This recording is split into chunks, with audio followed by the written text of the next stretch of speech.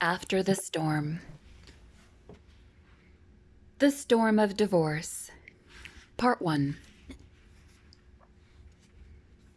For better or for worse, in sickness and in health, till death do us part. Do those words sound familiar? If you're married or have been married, you probably said those words or others very much like them during your wedding ceremony. In front of family and friends, or in front of a minister or a civil authority. You solemnly swore to love, honor, and cherish that same person for the rest of your life. Did you know that in many ceremonies today, the bride and groom choose to omit the words "till death do us part"? Some couples are opting to promise that they'll stay together as long as love shall last instead. That seems to be the prevailing attitude toward marriage in our society. Even couples that still say "till death do us part" don't seriously intend to stay together till they die, no matter what happens. Most keep in the back of their minds the possibility that if it doesn't work out, they can always divorce. Most of us recognize that this was never God's original plan for the human family. The Bible makes it clear that God intended one man and one woman to marry, raise a family, and stay together for life. I hate divorce, says the Lord God of Israel. Malachi chapter 2, verse 16, New International Version. God never planned for marriage vows to be so casually cast aside.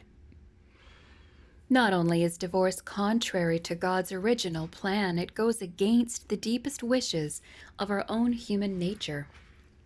Love songs and poems throughout the ages have vowed eternal, undying love. When two people love each other deeply, their most natural instinct is to want to be together forever. But a few years down the road, the story changes. And I can almost hear some readers wondering aloud, "Yes, Pastor Tucker, I know divorce is not in God's plan. I know it's not what I had in mind when I first fell in love. But what do you do when a marriage has just become so difficult it doesn't seem worth going on?" It's true that living together for a lifetime is not easy. In almost every long-lasting marriage, there come times when things aren't going as well as they might, when one partner or the other contemplates leaving. Many marriages face serious disagreements, even infidelity. Is it possible to survive such challenges? When Jill and Kevin first met, they were head over heels in love. They enjoyed spending every spare moment together, and before long, they began planning a future with each other. The wedding was picture perfect, and so was the honeymoon. Jill and Kevin came home and set up housekeeping together in their first little apartment. Both were busy over the next few years with their careers, but they made plenty of time still to spend together, doing fun things just as they had when they were dating. Over time, however, things changed. A baby came along. They bought a home. Another baby came. Jill and Kevin were both delighted with the children. Of course, Jill cut back her work schedule to part-time and then began working from home so she could be with the children. Kevin took on more hours at work to help with the financial burden. Though they both loved their children, it seemed like they hardly saw each other anymore. Kevin would come home late from work, only to find Jill exhausted from a day with the children. Before long, neither of them could remember the last time they'd gone out and done something together, just for fun.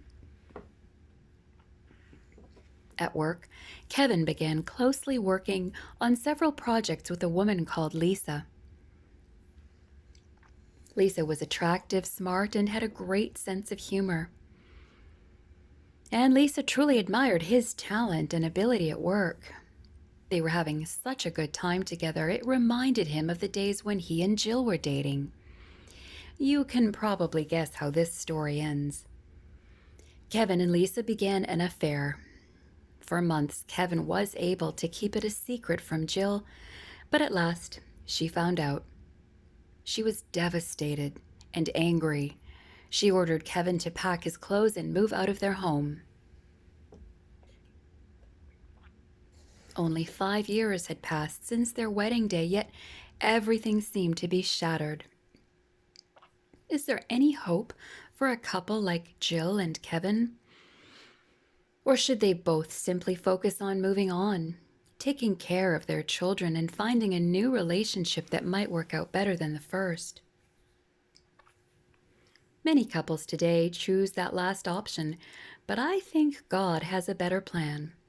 Yes, the Bible does say that divorce is acceptable when one partner has been unfaithful. In fact, that is the only acceptable reason the Bible gives for divorce. I tell you that anyone who divorces his wife except for marital unfaithfulness and marries another woman commits adultery. Matthew chapter 19, verse 9, New International Version. But even in this drastic situation, divorce is not the only option. God Himself shows us the pattern for a better way of dealing with marital breakdown. In the Bible, God often described His people, Israel, as an unfaithful partner. I gave faithless Israel her certificate of divorce and sent her away because of all her adulteries. Jeremiah chapter 3, verse 8, New International Version. The people of Israel repeatedly turned their backs on God and rejected Him. Yet, He continued to try to win them back and rebuild a relationship with them. The same kind of patient, persevering love is necessary in a human love relationship that has gone wrong. Whether or not actual infidelity has occurred, a marriage can be saved and even made better and stronger if both partners are committed to making it work. How does a couple stay together when the storms of anger, discouragement, even infidelity are tearing them apart?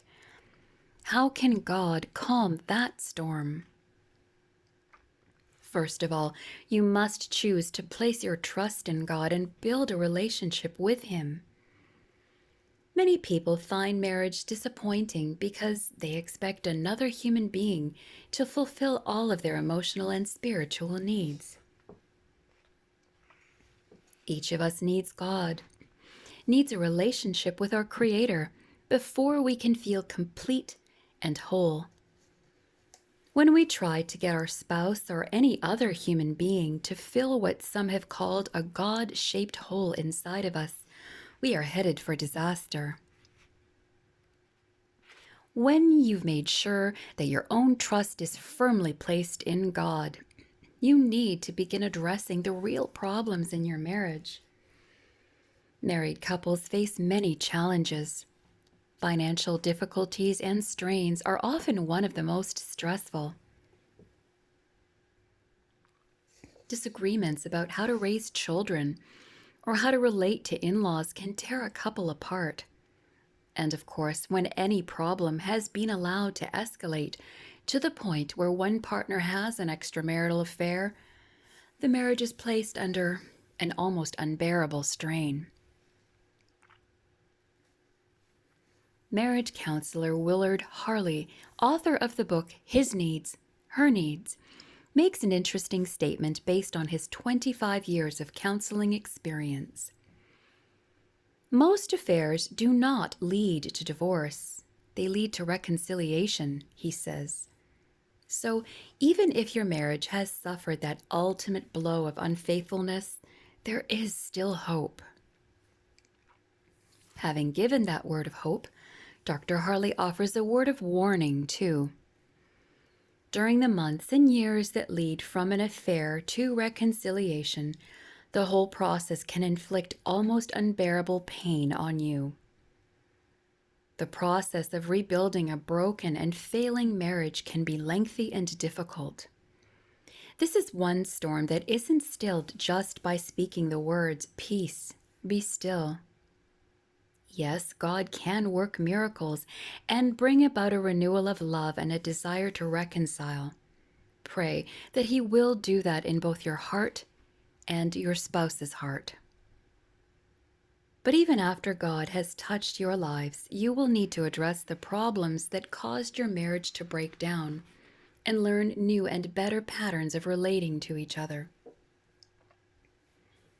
You would have to look through many self-help books and marriage manuals before you found a definition of a loving relationship as good as the love chapter of 1 Corinthians chapter 13. Love is patient. Love is kind. It does not envy. It does not boast. It is not proud. It is not rude. It is not self-seeking. It is not easily angered. It keeps no record of wrongs. 1 Corinthians chapter 13, verses 4 and 5, New International Version. Does your relationship, the way you and your spouse treat each other, measure up to that standard? Notice that the Bible doesn't give a list of feelings, of emotions, to describe love. The Bible doesn't tell us that love is a chill that runs up your spine or a lump in your throat. No, it describes love as a series of actions, ways of treating another person. Our society has sold us on the idea that love is a feeling, and when that feeling fades or goes away or focuses on another person, then a marriage should be over. That's why some couples choose to say, "as long as love shall last," in their wedding vows. The bad news is that feeling doesn't and can't last forever. Emotions are fleeting, fickle things, and the fact that your heart pounds at 180 beats a minute when you see a certain young man or young lady does not guarantee that your heart will still pound that way when you look across the breakfast table at him or her 25 years from now. True, lasting love is not a feeling, but a decision. We choose to stay with another person, for better or for worse. We choose to treat him or her in a loving, caring way. We choose to give the relationship another chance, even when things seem to have gone so far that there's no turning back. There will be times when it's necessary to take the drastic step of separating, when one partner is abusive and endangers the other, or when an unfaithful partner refuses to break off his or her affair. But even then, hope need not always be lost. Love is a choice, a decision. We can decide to make things work. Dr. Willard Harley in his book suggests 4 steps a couple must take if they want their marriage to survive an affair. First, they must decide whether they truly want the marriage to last and are willing to work on it. Love is, after all, a decision, and this decision must be mutual if it is to be effective. Second, the affair must end completely. The unfaithful partner must have no more contact with his or her lover at all. A complete break of the relationship is the only way the marriage can survive. Third, the couple must be prepared for a long and difficult process of reconciliation. This will include rebuilding trust, which is never easy. Dr. Harley suggests to couples in his practice that the spouse who has been unfaithful must be completely accountable to his or her partner, giving a full report of where he or she is and with whom. Finally, Both partners must begin to understand and meet each other's needs. Marriages break down because one or both partners find their needs are not being met. Too often they go looking for someone else to meet those needs, and disaster results. But disaster need not be final. God, who calms every storm, can calm even the storms of a collapsing marriage. If you allow Him to pilot the ship of your relationship, it can survive even the stormiest of seas.